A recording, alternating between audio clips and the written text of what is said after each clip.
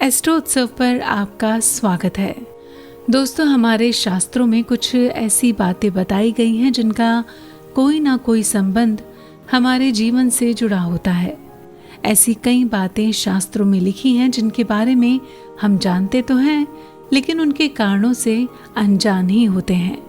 ऐसी कुछ बातें जैसे शाम के समय झाड़ू नहीं लगानी चाहिए, रात में नाखून और बाल काटने की मनाही होती है, भोजन हमेशा फर्श पर बैठकर ही करने की सलाह दी जाती है और ऐसे ही कई संस्कार होते हैं जिनका जीवन से सीधा संबंध है।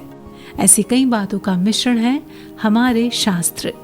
इन्हीं बातों में से एक है दाह संस्कार के नियम। इन नियमों में से एक है सूर्यास्त के बाद दाह संस्कार ना करना। हिंदू धर्म शास्त्रों में 16 संस्कारों का वर्णन किया गया है।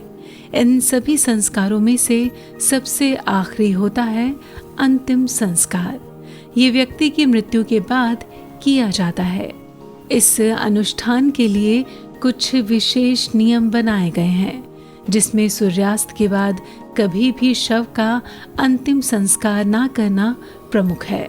आइए जानते हैं आज इसके पीछे के कारणों के बारे में क्या कहता है शास्त्र।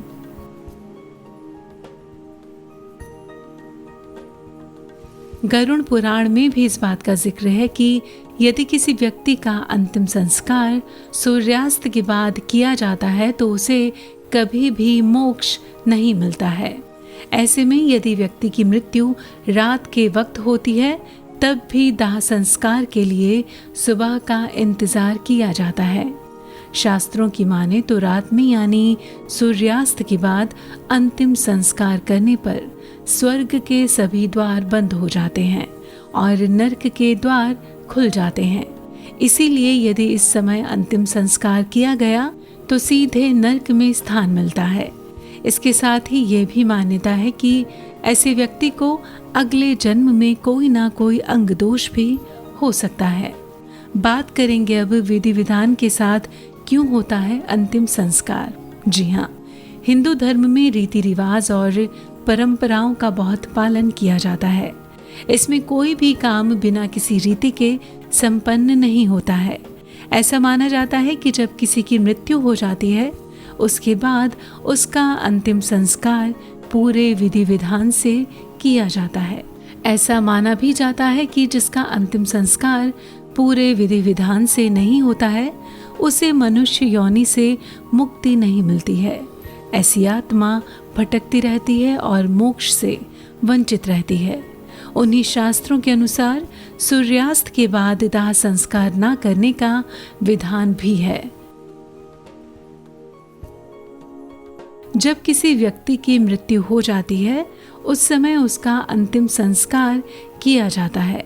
साथ ही एक घड़े में पानी भरकर मृत शरीर के चारों ओर परिक्रमा करके और अंत में मिट्टी के बर्तन को फोड़ने के बाद ये माना जाता है कि आत्मा का शरीर के प्रति लगाव भंग हो गया है और उसे मुक्ति मिल गई है। मृत्यु शैया पर शव की परिक्रमा के दौरान व्यक्ति के जीवन की कहानी सुनाई जाती है। इसमें मनुष्य को घड़ा माना जाता है और घड़े में मौजूद जल को व्यक्ति का समय माना जाता है। जैसे जैसे छेद से बूंद बूंद पानी घटता जाता है वैसे ही उस व्यक्ति की आयु घटती जाती है।